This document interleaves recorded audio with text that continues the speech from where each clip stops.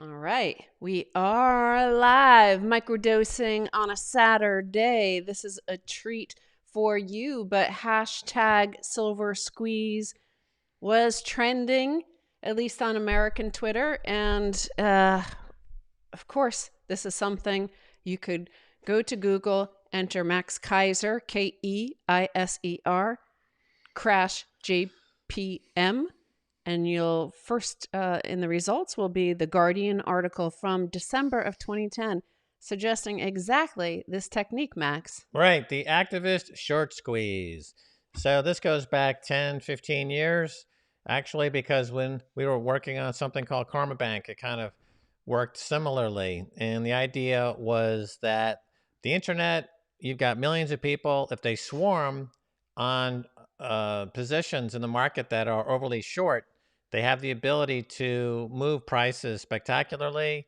And the idea of Karma Bank was if you work with hedge funds, you could create an interesting situation that would move money into activist groups that were seeking money. And it was like a symbiotic relationship between hedge funds and activists. But the idea was that um, I guess this is important because in the context of Occupy Wall Street, I think that's one thing that came up during the week. Occupy Wall Street was when activists realized that this epicenter of all the problems was really the fraudulent activities going on Wall Street.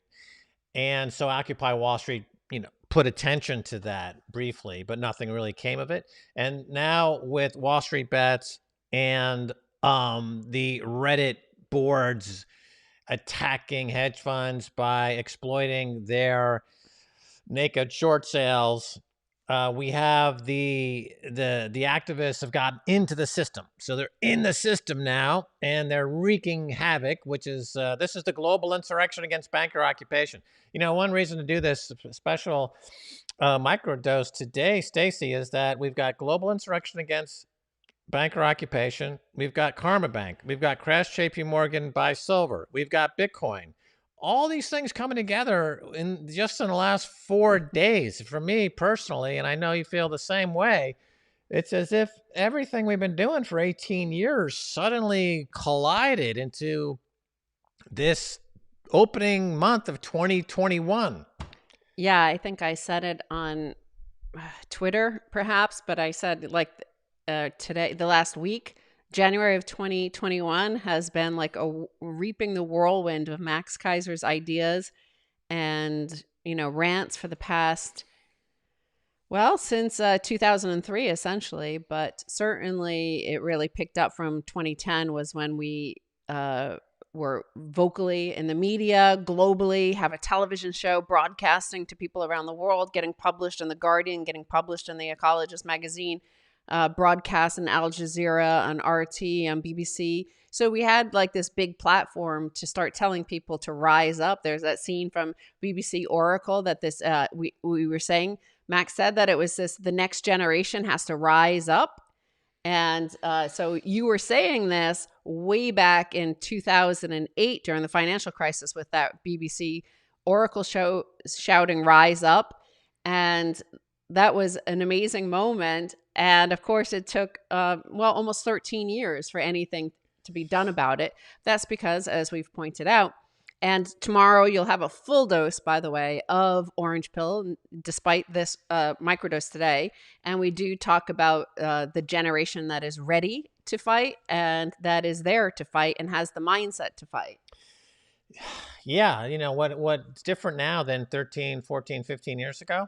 So a few things. Number one is these apps like Robinhood and other apps that allow you to trade online and do options trading online for very little or no commissions.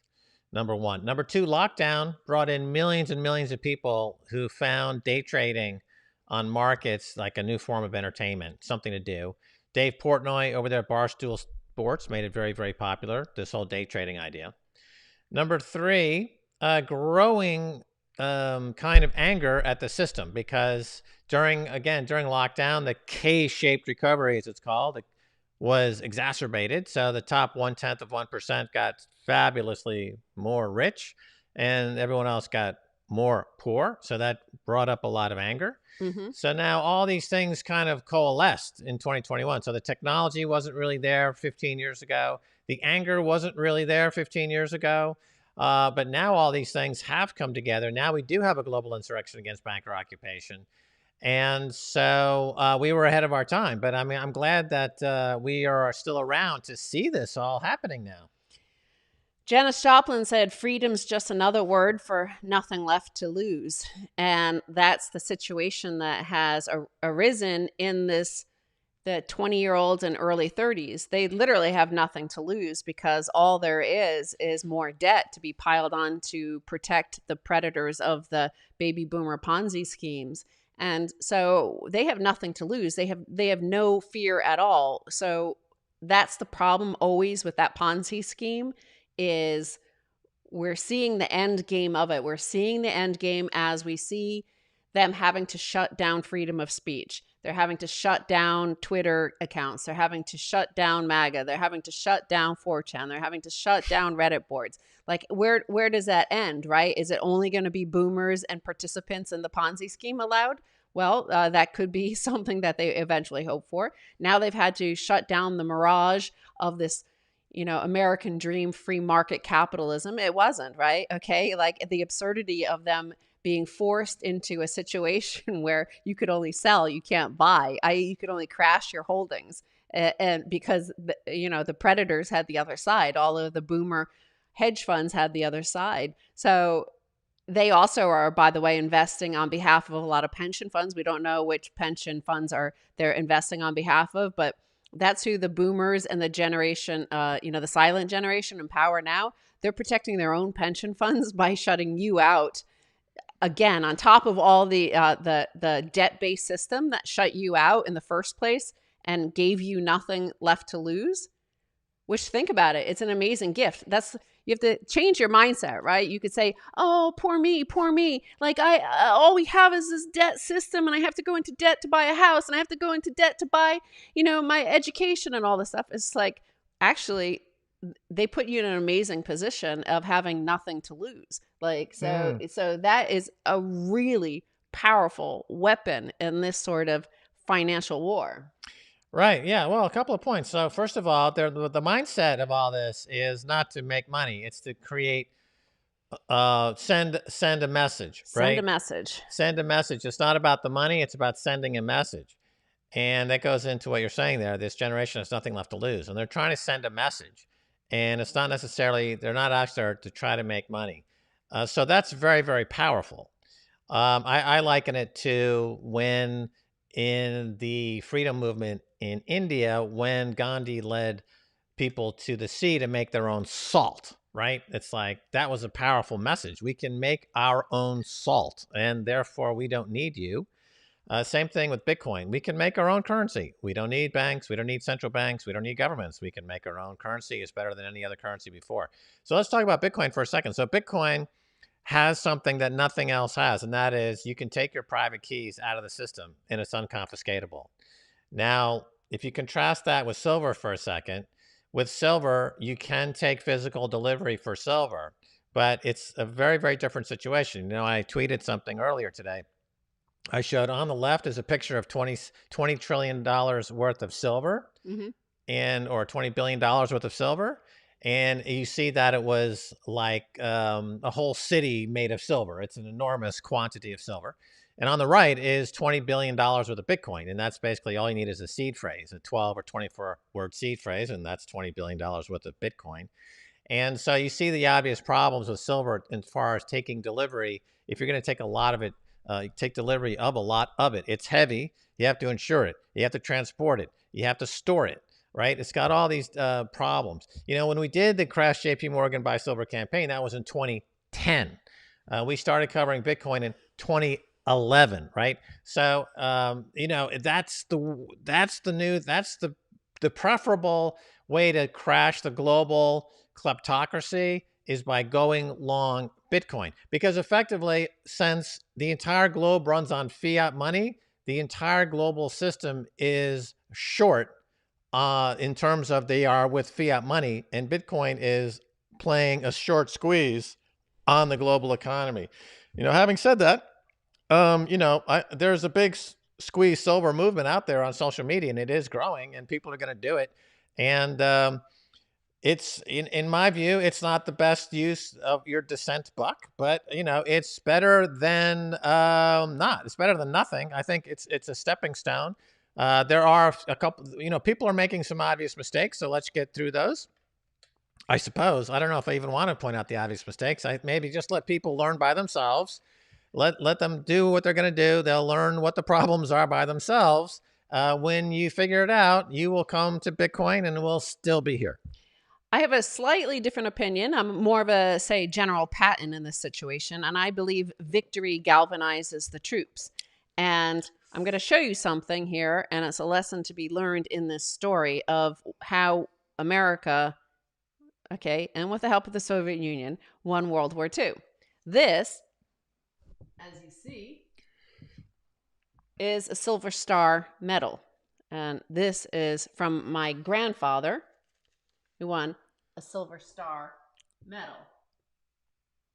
If you go Google it, because a lot of people in our audience aren't from America, and even a lot of people don't know what a Silver Star is. It's very rare to get one of these. And my grandfather got that from Normandy, Omaha Beach. And I also saw this. There's a little medal. This is just an army medal. I don't know what it is, but for good conduct. I think this is something everybody gets in the army, but it says honor, fidelity, efficiency. I like that efficiency thing, right? But, the thing is that when he went to World War II, first of all, he was prepared to lose all. So he married his high school girlfriend. It wasn't like, this is in the 40s. It's not like, a boyfriend girlfriend situation today. He married her because he assumed he was going to die. So she would get his pension, his military pension. He did survive the war, so they got divorced when he returned. But he went to North Africa. They beat Jerry. He went to Italy. They kicked the ass of Jerry and the Italian fascists. Then he went to Normandy, right? So the thing is, like, when they went to Normandy, and obviously you see, like, he wasn't in that first wave where they all just died on Omaha Beach. And nevertheless, you see all the corpses of all your friends. They're all dead, but you have to keep going forward, right? You just, this is an efficient delivery of a blowout punch. So here we have GameStop has exposed that in World War II, it was that the Nazis weren't as powerful as everybody thought. And here the overwhelming force of the American troops just bombarding Normandy with human, sacrifice, essentially. Then once they had the Germans on the run, and my grandfather did talk about this, it's like they weren't allowed to stop. Patton kept on telling them they had to keep going, chase the Panzer Division, keep chasing, don't declare it. Okay, you won that battle, you got them off Normandy Beach, Omaha Beach, but you have to keep going. And he made them iron their clothes before going into battle. My grandfather, that was the one thing he did complain about.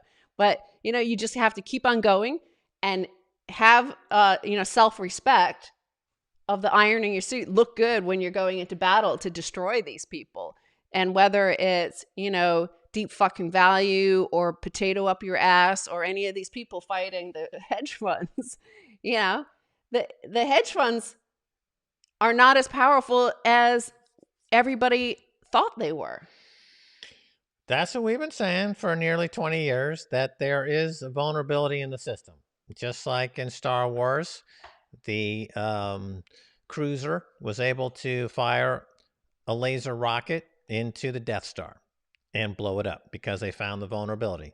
So too in the hedge fund industry. There's a lot of collusion in the hedge fund industry, and they've been doing this for years. And the Reddit Wall Street Bets folks figured it out, and they blew it up. And they should blow it up. And if they make a ton of money, that's great for them. And the cat's out of the bag. So this will be interesting to see how this progresses. I don't think there's any way to stop this because the ultimate arbiter of who wins this war is Bitcoin. And once you take possession of your private keys, you win. They can't get them. It's unconfiscatable, uncensorable, and it's a tier one money. It's a global phenomenon, and that's why this is going to see $220,000 per coin in 2021, because we're going to see this seismic battle erupt between the disenfranchised and the hedge funds. And this now the game's on. I mean, it happens so quickly. Again, I will say, as General Stacy Patton here, is you are not disenfranchised. You are enfranchised with the endowment of all those human rights that make all humans have these powers. You have your own sovereignty. You are greater as together, collectively, than Steve Cohen or of Citadel and Ken Griffin. You're more powerful than they are, and you could smash their fucking face in. And don't forget that. And I bring that up because I want you to smash that freaking like button. Yeah, smash that like button You like you incels. fucking hate Ken Griffin's face. Yeah, pretend that like button is Ken Griffin's face. Let's Smash see it. how many smash likes we could Yeah, get. hit that like Come button on, like it's like Stevie it. Cohen's Punch face. it like it's Stevie Like Cohen's Ben face. Bernanke's face. You're gonna smash it hard. Just smash the fuck out of Ben Bernanke's face right now. That like button. See, I grew up with my grandfather there, landing at Omaha Beach. But of course, he was that silent generation. He didn't talk. Maybe he was greatest generation. I'm not sure. But he was like, he didn't talk about this sort of stuff. But Max grew up with with a drill sergeant from the Marines, right? Your dad was a drill sergeant from the Marines. So you grew up with the discipline. You certainly have that. Yeah. My dad was a drill instructor for the Marine Corps, and exactly, and sergeant, and he was a very disciplined guy, very disciplined guy, and his one of. Oh, I mean, I learned a few things from my dad. One of them is that you can accomplish anything you want if you develop good habits. If you Yes. develop some discipline, if you develop some, like he, for example, he did a whole career change where he retired from a very, very successful business he had built in architecture and in design, and he decided he wanted to become more an artist, a painter. And he started off, rudimentary. Those videos on YouTube where you see people after 10,000 hours, they went from drawing a stick figure to drawing this remarkable drawing. It's just a matter of applying yourself. And sure enough, after 10 years, he became a fine artist. And that's goes back to that kind of Marine tough attitude and a very disciplined attitude.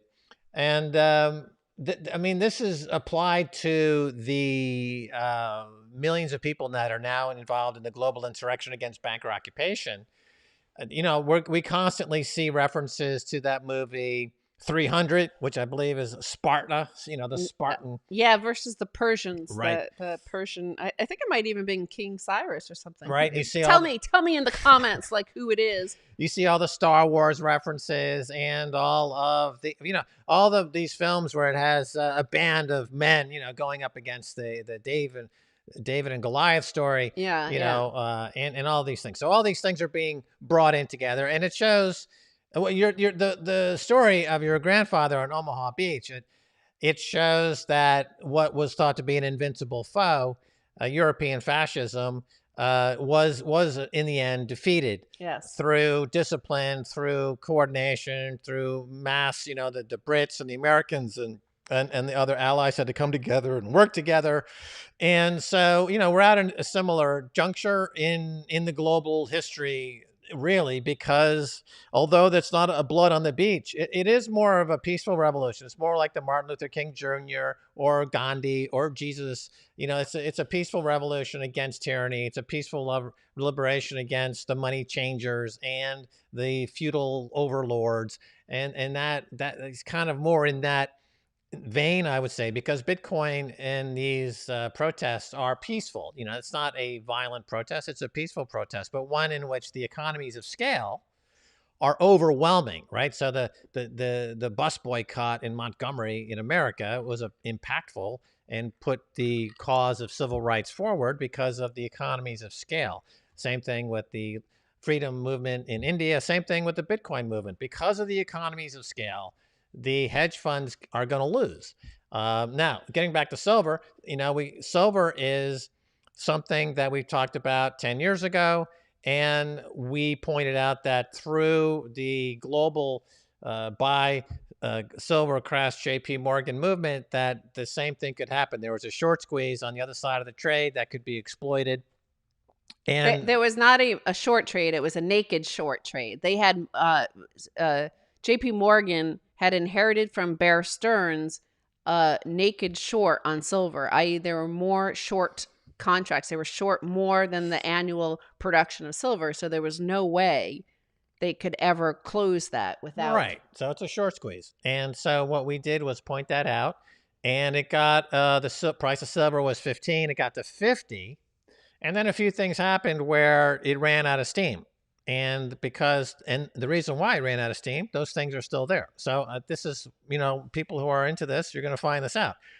Go ahead and do it. You're going to find it out. That's great. You'll have a great learning experience. And then, move into Bitcoin, because Bitcoin doesn't have any of the problems that we find with the silver. So, that's great. And ultimately, it's all roads lead to Bitcoin, and Bitcoin is the winner. It's all roads lead to defeat of the, tyrannical ideology of fiat Ponzi scheme pushers, and where they get to defraud everybody and nobody gets to defraud them back. If you're going to have a system set up on fraud, then at least give us a fair chance. Like, let us defraud you back and fight back, right? The hedge funds and these private equity and the banks just want the ability to defraud you, to set up fake bank accounts at your Wells Fargo, or to, sell. Goldman Sachs sells your pension fund sacks of shit. Well, let us be able to sell them sacks of shit back, and let us be able to do this. So right. Silver, the hashtag silver squeeze is one way. Okay, just like World War II, the Americans came in with hurrah, where, potato up our ass, fuck you. Like, that's the way we fought. On the other side, that alone might not have been enough. Who knows? But certainly on the other side, you just had the assembly line of slaughter of the Soviets just coming forward, maybe with a bottle of vodka and just fighting. They had all the sniper women who were just like knocking off Nazis everywhere. So it was a group effort from both sides. So if you have that group of Redditors going for GameStop, you have this group going after silver shorts. And the Manhattan Project is essentially, Bitcoin. So you're equating silver with Stalingrad. Yeah. Or the Eastern Front. Silver is the Eastern Front in your analogy. In my analogy, that's because that's my experience. We're trying to impart to our audience who might be more Generation Z and millennial, their parents and grandparents maybe are more like cucks and incels who maybe fought in Vietnam, and they're like crying and have all these complaints about it and blah, blah, blah. We grew up with our parents and grandparents who were like at World War II and just like shut the fuck up about it. They didn't talk about it. They just said like, yeah, we went and we won. That's it. Like, we don't like, if you win, you don't need to like be sitting there bragging about it and talking about it and crying about it. You just like, you won. Like, what else is there to say? Yeah, no, I'm with you on that. There's definitely an interesting analogy to be made there. And ultimately, all roads lead back to Bitcoin. Yes. There may be a Stalingrad of silver happening in the near future. People like the Manhattan Project. That's what I'm seeing in the Orange Pill Podcast Telegram group. Yeah, this is the atomic weapon. Who's our Oppenheimer? That's Satoshi. Satoshi is the Oppenheimer of the Bitcoin global insurrection against banker occupation movement. And we will have our victory day. Remember, there was victory in Europe Day, VE Day. Yeah. We need a victory against hedge fund day. So like Victory on Wall Street Day. Victory on Wall Street Day. Yeah. What day will that be? I like somebody's like bringing up the line that's been the Redditors have picked up on, which is kind of similar to, HODL, right? And they're hold the line. They're just like, that because that is the truth, is that Wall Street does have a lot of money and a lot of power, and the regulators on their side and politicians on their side.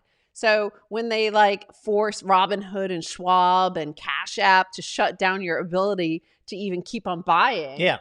like that's a powerful weapon. But they're like, hold the line, hold the line.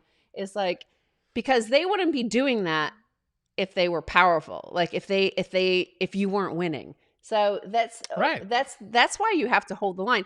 But that's the mentality I keep on talking about, that the cucks and the incels who are crying all the time about, when we first did Crash JP Morgan buy Silver, we had more Generation X and and boomers who were just like, oh, I want to buy a house, I want to get on the property ladder, I want a portfolio, I want all these things. Like, when you see these people shouting about holding the line, when you see Dave Portnoy, who is like probably, I guess, an older millennial, perhaps youngest generation of Gen X, and he's just like, hold the line. I don't care if they take, I've got 2 million in this, and I don't care if I lose it all. This is like, it's that sort of war. What I'm saying, like when I told you my grandfather went preparing to die, and that was preparing for good times, because that was a way to prepare to win. Like, in order to prepare to win, you've got to be prepared to lose it all. Because if you're not prepared to lose it all, the other side sees your weakness.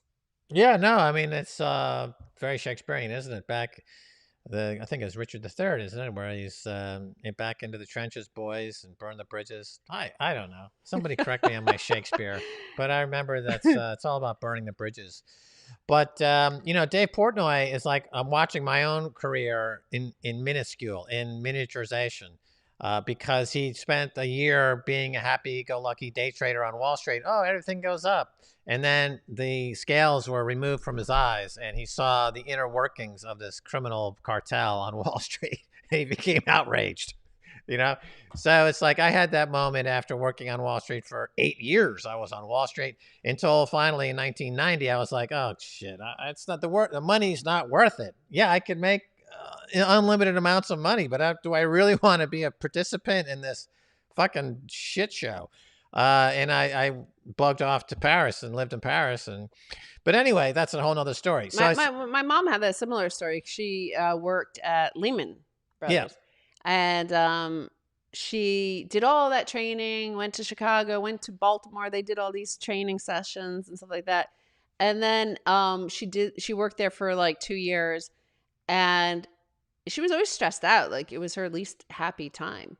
And after she left, she was like, I just, like, she had to like cold call all these people, and she knew like they were going to lose everything. Like, she knew like these were bad investments, but she was forced by Lehman, Shearson Lehman at the time, to like dump this shit on people. Like, she was having to sell sacks of shit to people, and she felt really bad about it. And a lot of people figure a way around that. Like, they're like, well, I want to get on the property ladder. I want to have a great retirement, a 401k, and all this stuff. So I've got to do this. It's either them or me. But that's the thing. That's the trick that those hedge funds play on you. That's how they get participants in that scam. Is they say, like, either you're going to be one of the people we plunder, or you're going to plunder with us. exactly. Be a robber or get robbed. Yeah. That's the choice. In America, and it's become more and more of that choice, really, because so much the economy is just robbing people. People in the insurance industry, the medical profession is all about robbing everybody or get robbed. The finance industry, education's become either rob or get robbed. The military budget is so bloated, people end up having to go into the military because they're loaded up with debt when they go to college, and then they have to go overseas and either kill or get killed.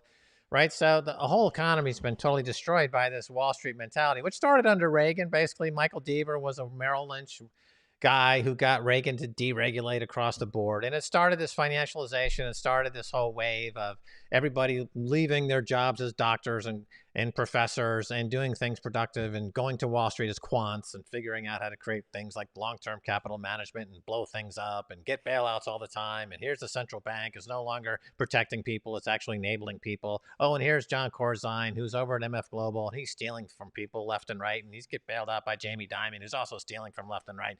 It just goes over and over and over again. It's just, you get tired of it. I mean, at some point, it's like, it's not worth another million or 10 million or 50 million to spend another 10 seconds having to listen to Jamie Dimon spit shit, right? Who needs it? I'd rather Jesus. just keep your 10 million and just shut the fuck up. It's not worth it to me.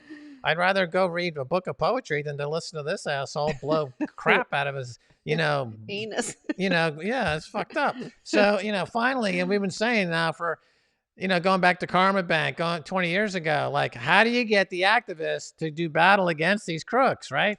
And we've been doing this for Now 20 we got it. years. So finally, okay, Wall Street Bets and the Reddit people are like, we figured it out. We found the Death Star's weak point. We're zooming in. We're going to blow this shit up. They Okay. found the weak point, but they had to be free enough to go after it, because that's what happened in 2010. It was just a few months after the financial crisis, and people still wanted their 401k rescued. They still believed that there's going to be Social Security for me. If I just believe in this system hard enough, it's all going to be great, right? Well, that delusion is gone now. So these kids on Reddit and the younger people, and I count younger people at basically anybody under 45.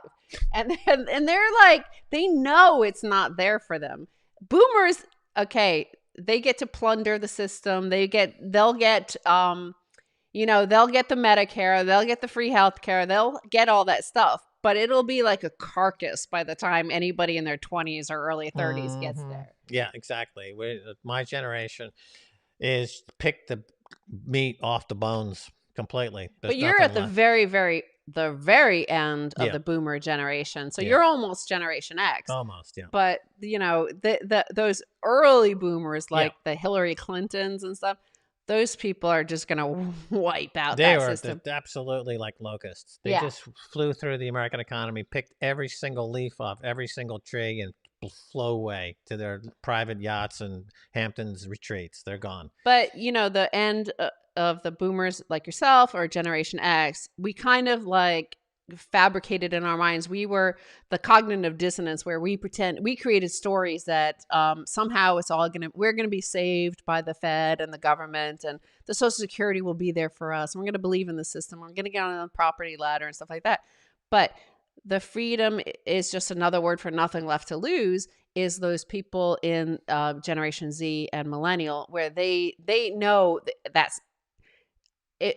They do polls like with the famous pollsters of America all over the place. They always question these groups of whether or not they think Social Security will be there. And no Generation Z, it's like 90% think it's not going to be there for them.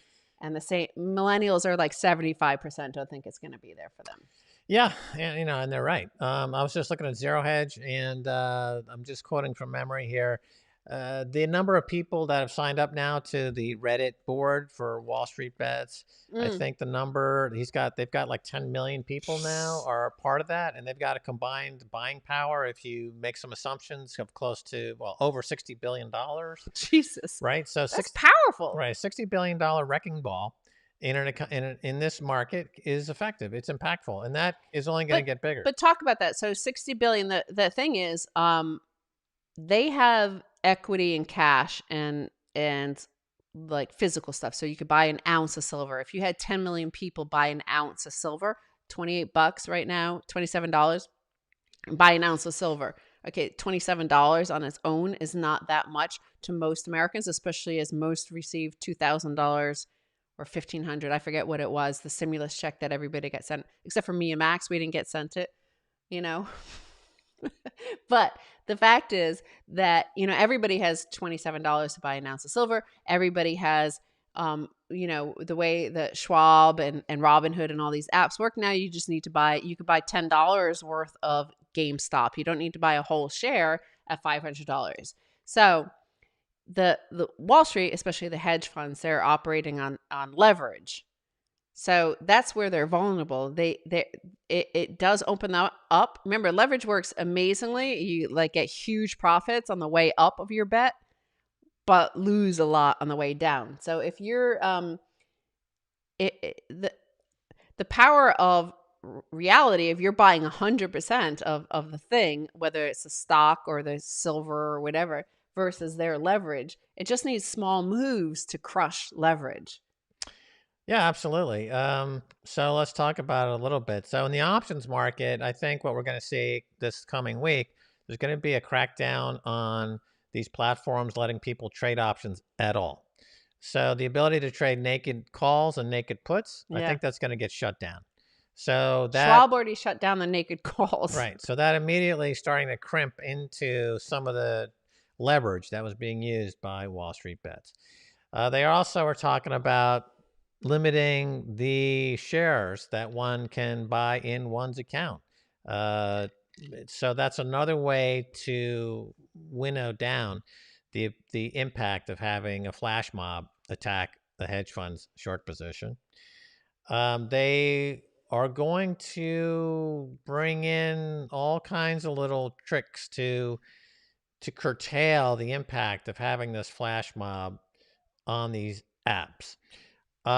So that's something that I again will start to focus more attention on Bitcoin and the ability of to be able to remove your private keys from any all exchanges and all apps and have that unconfiscatably seed phrase protected on the immutable Bitcoin network, right? So that we can look forward to that.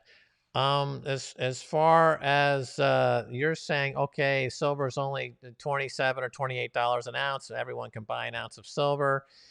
That's true. But what we, having been a veteran of that campaign, there's going to be some pitfalls along the way.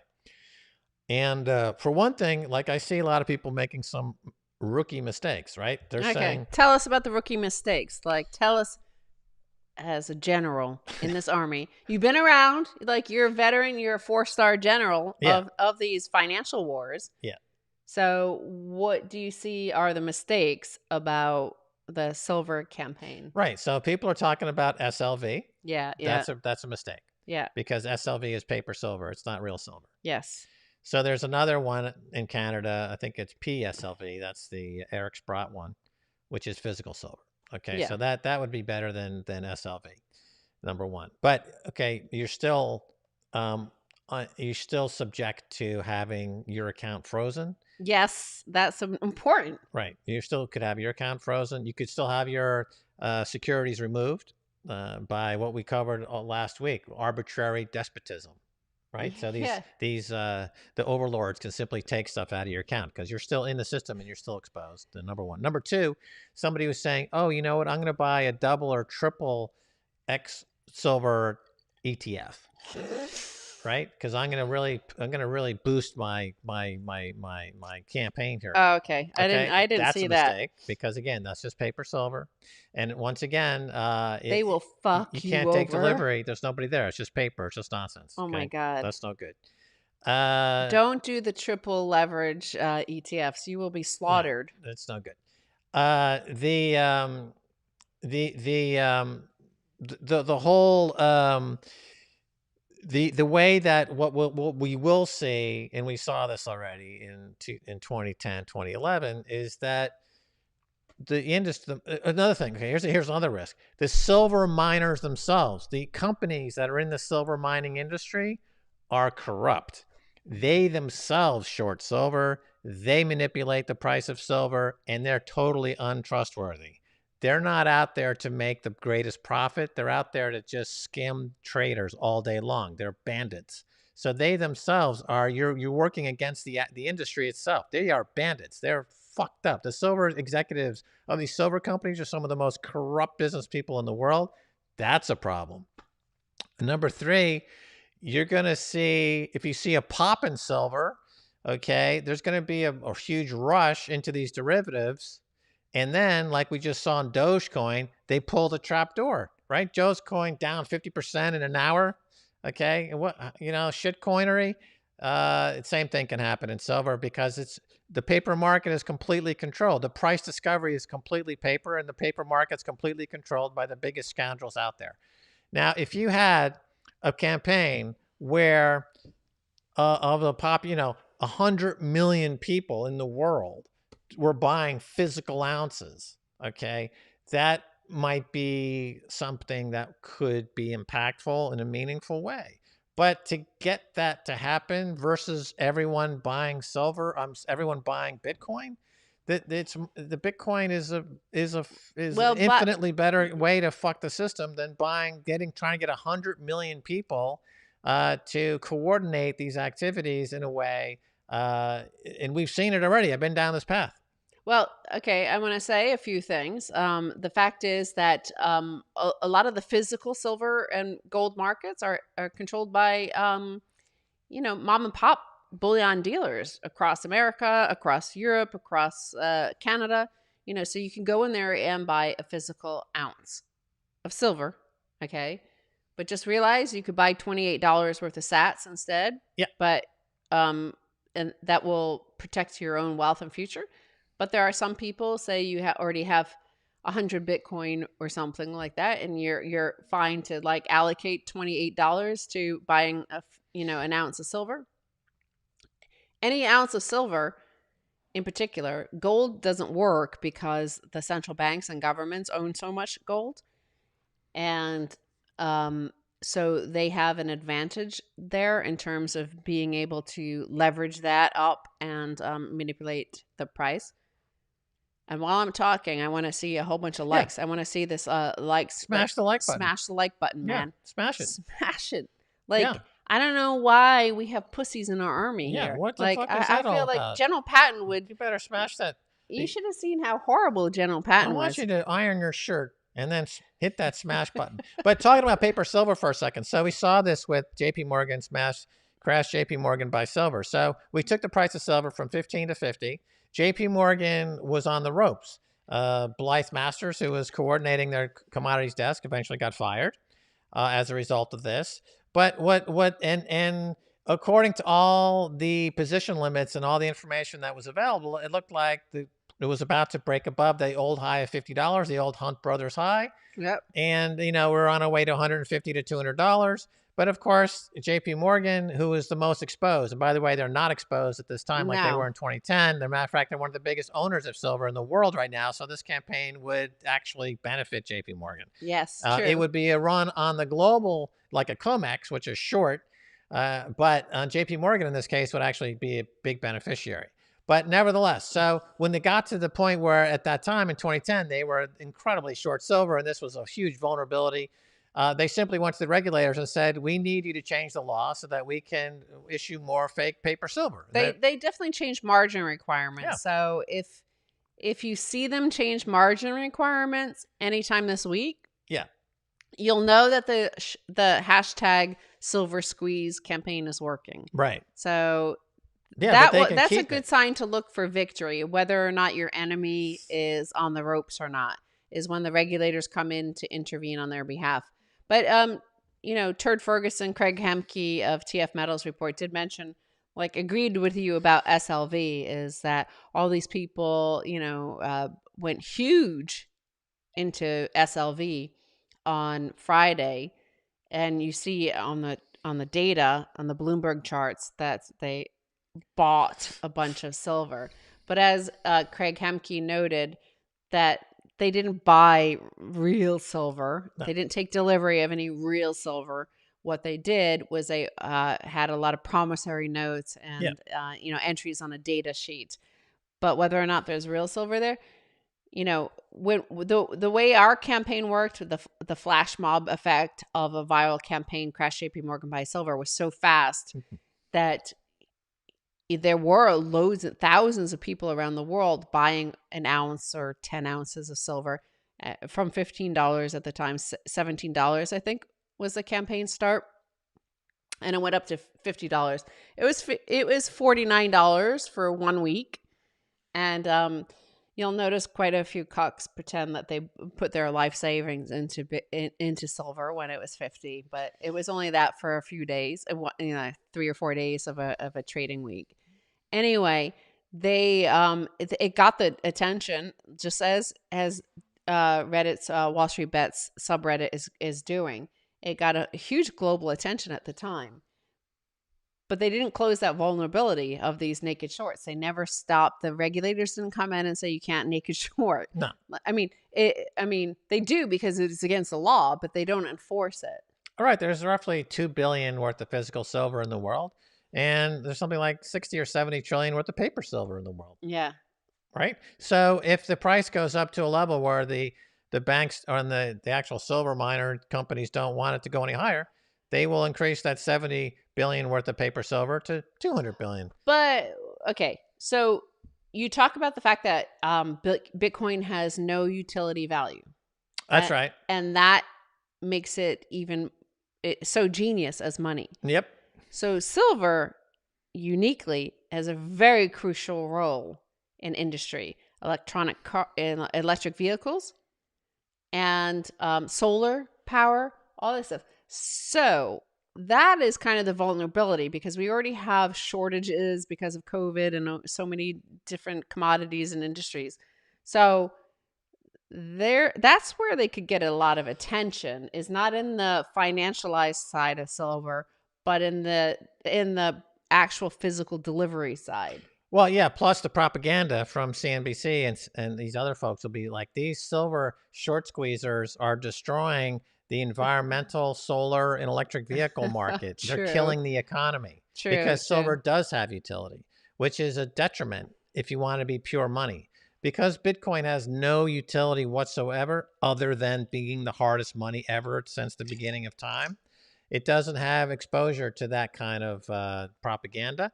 Gold even has less utility than silver, but it still has a little utility in electronics and things like that. So that's what makes it less hard than Bitcoin, because Bitcoin has zero utility, and that's what makes it one of the reasons it makes it the hardest money ever experienced. So yeah, I agree. You know, the silver, the fact that it does have utility, it is used in these industries, that'll be used as the New York Times will run a front page story about how these short squeeze and silver is killing the environmental, the Green New Deal is being destroyed by these white supremacists squeezing silver. That'll be a headline on the New York Times.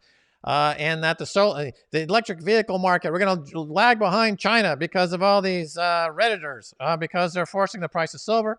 Of course, if silver does move up, it is a prime commodity, so the commodity index itself will move up, and suddenly everyone will say, well, why is everything moving up in price? And I mean, there's a lot of propaganda that'll force it.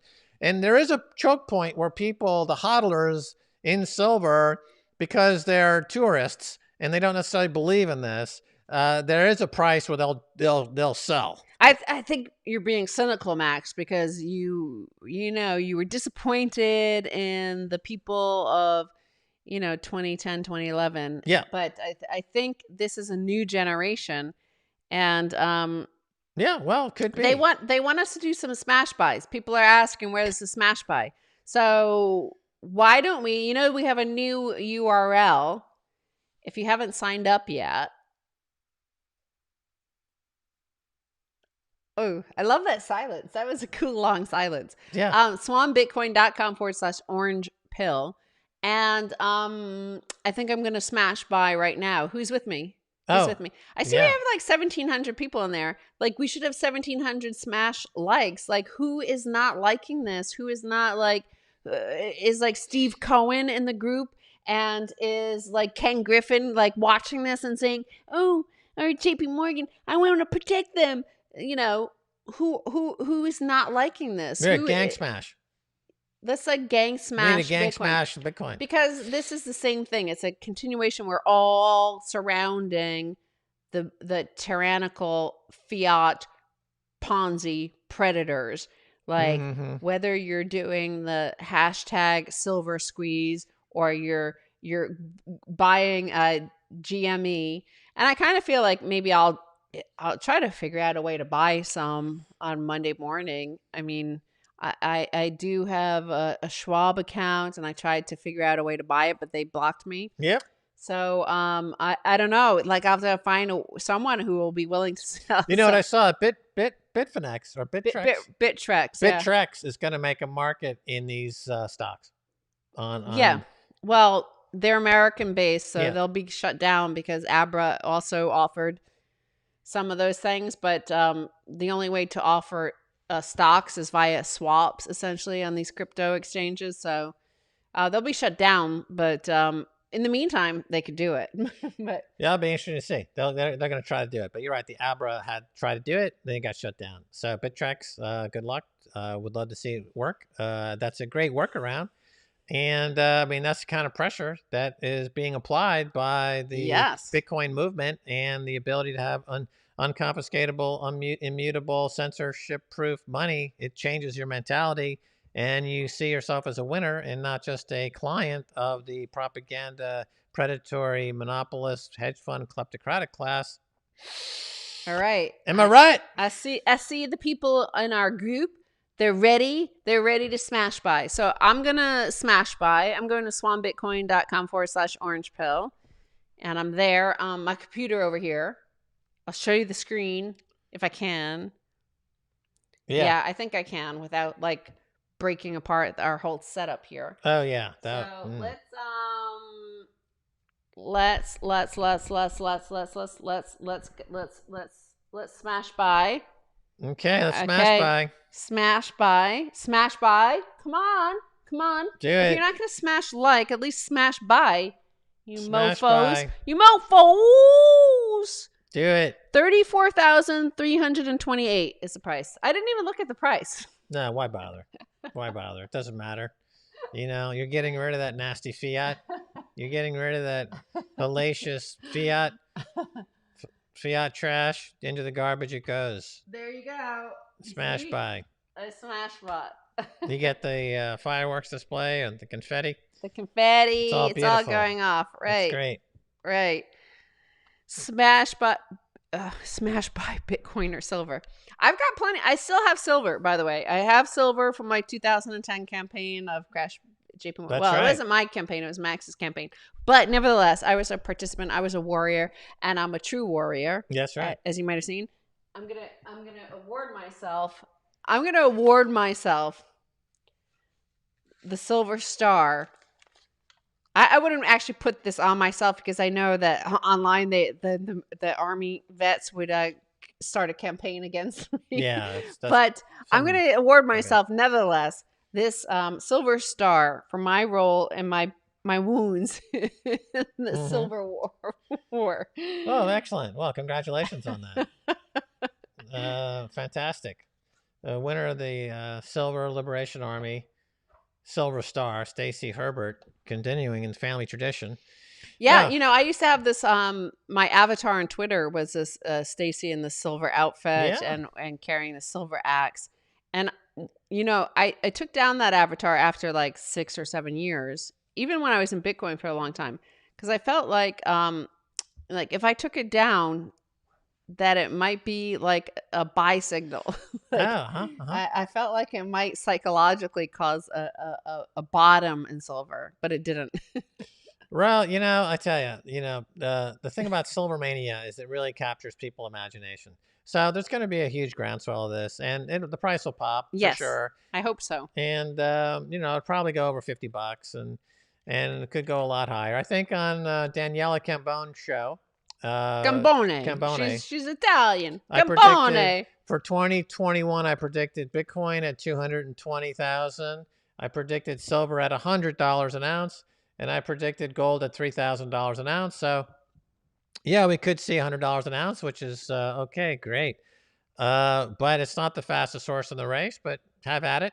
That's a lot of buying power that will eventually end up in Bitcoin. And a lot of people are going to learn a lot on their path. And I wish you a bon voyage on your journey on this global insurrection against banker occupation.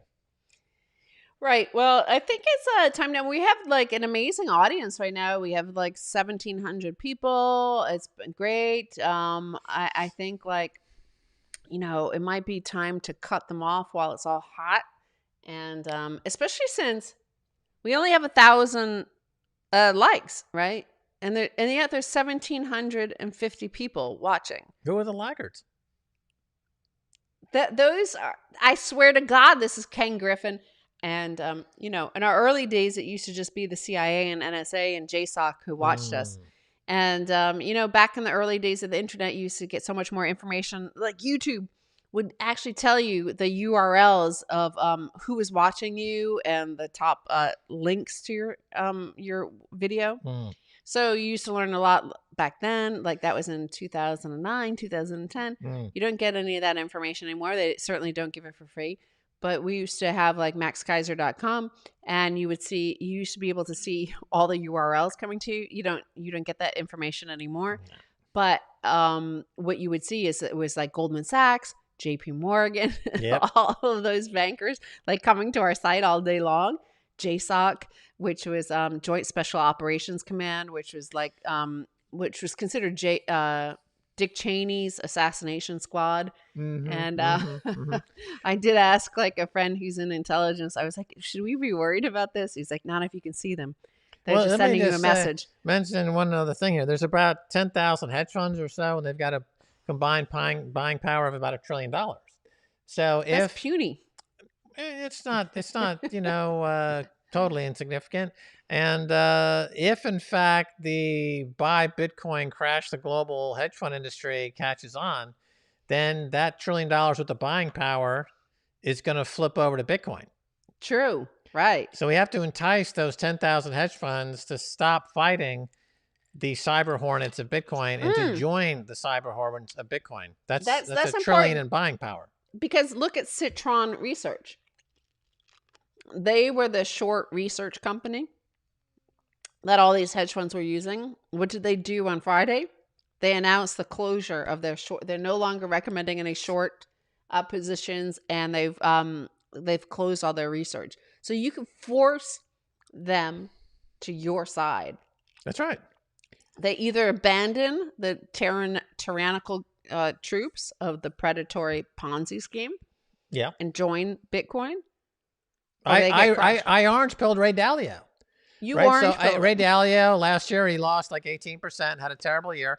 All year long, I was like, Ray Dalio, the only way you're going to generate alpha, the only way you're going to get back in the race is you've got to buy Bitcoin. First, Paul Tudor Jones heard my orange pilling. He started buying Bitcoin. Then Ray Dalio was like, wait a minute, Max Kaiser and Paul Tudor Jones are into Bitcoin. I better take a look at it. Now he just wrote a 15, 16-page paper about why he likes Bitcoin. He's going to start a new fund, which is Bitcoin. So we got Ray Dalio. And then when Ray Dalio now and the whole hedge fund community, they start going down the Paul Tudor Jones path, they're going to start buying Bitcoin. So these guys, they're going to figure out that the game of collusion and short selling and naked short selling, low cap, thinly traded, dying companies is up. The jig is up. They're going to be like, well, we need another way to make money. Well, we might as well just join the cyber hornets and start buying Bitcoin. That's $1 trillion into Bitcoin, which is worth, it's the whole market cap of Bitcoin is roughly 600 or 700 billion. So the price immediately doubles, right? So you go from the current 34,000 to 70,000. Remember, my short-term target for Bitcoin is 65,000 in the short term and 220,000 for 2021. We're going to see running out of liquidity. When the hedge funds decide, it could be in a week that, they're going to be like, fuck this, we're joining the cyber hornets. And you can see it doubling because there's just not that much supply out there. The exchanges are already running out of inventory. The exchanges are running out of inventory, but the important thing, as somebody here from Connecticut, and my mother, who is now deceased, but she worked for the state of Connecticut. She was a legislator.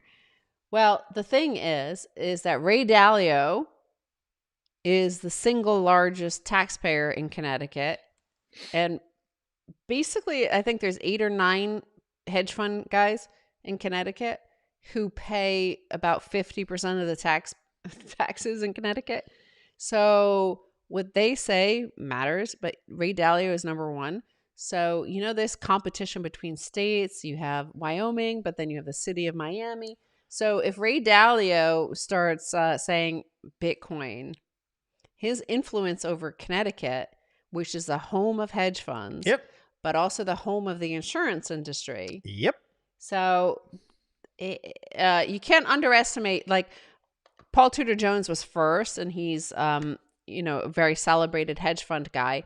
But in terms, I think he's in New Jersey. But the fact is that, Ray Dalio, his influence over the state of Connecticut is pretty substantial. The Bellhaven Club in Greenwich, Connecticut this weekend has hosted a few cocktail parties, and the topic of discussion is Bitcoin.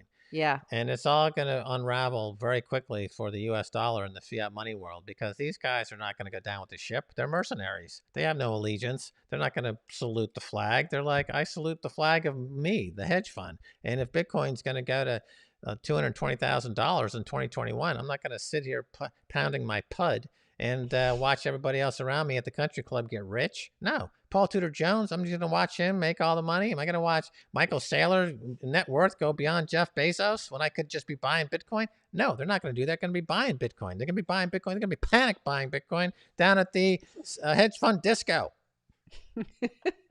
Well, with that, we have our disco ball, and it might be time to say goodbye.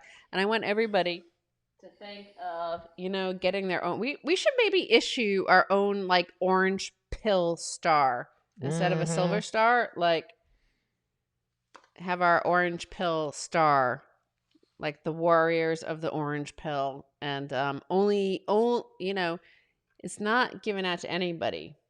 That's right. The orange pill pill of valor is soon available at the orangepillfashion.com store, which is being built by our friends at Swan. And go to Swan to smash buy. It's swanbitcoin.com/orange pill to smash buy Bitcoin. You can also check out our daily dose of orange pill newsletter. It's orangepilldailydose.com to sign up, register, get the 5 days a week. You get the Max and Stacy daily dose delivered to your inbox. And it has all kinds of little thought nuggets and memes. It takes less than 20 seconds to read, but it gives you hours and hours of joy. That's the greatest investment of your cerebral capital we could ever imagine here on planet Earth. Don't miss it. It's the orangepilldailydose.com to get your orange pill daily dose directly to your inbox 5 days a week. Go to swanbitcoin.com orange pill to smash by your Bitcoin. Go to orangepillfashion.com to get your orange medal of valor, soon available. This one I want to say, like, I want to run a contest to see who comes up with the best one, because the Army medal for this isn't the Silver Star. This is the for good conduct. Right. Well, this one, I think everybody in all the soldiers in the Army in World War II got one of these. But it says honor, fidelity, efficiency. And fidelity is obviously like, you think of that with France, right? Efficiency is kind of German. It's almost a way to gaslight the Germans.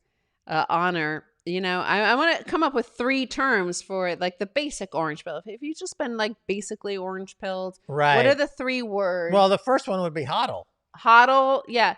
But then there's a silver star equivalent of you are a freaking warrior. And it doesn't necessarily mean just like OGs who've been through a lot of these. Like somebody who's like what about the equivalent of the Purple Heart? We get injured. Like a lot of people got wrecked. They should get the Purple somebody Heart. Got injured. The Orange Heart. You don't need to get injured for the Silver Star. No, for the Orange Heart you do.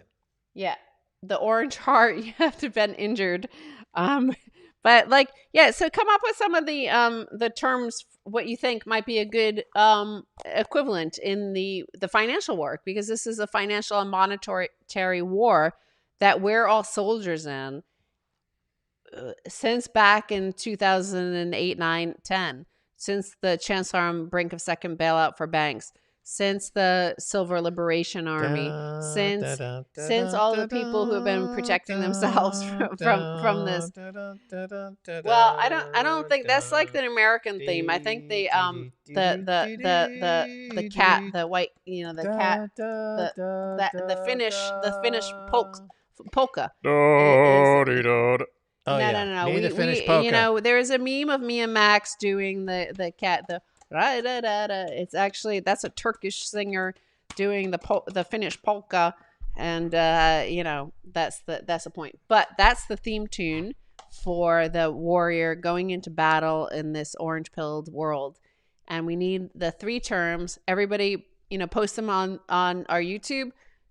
Join our Telegram group, t.me/orange pill, and contribute your thing, because one day, I'm very proud of my grandfather for his Silver Star medal, and especially because I didn't know anything about it while he was alive. And then you learn all the things he did.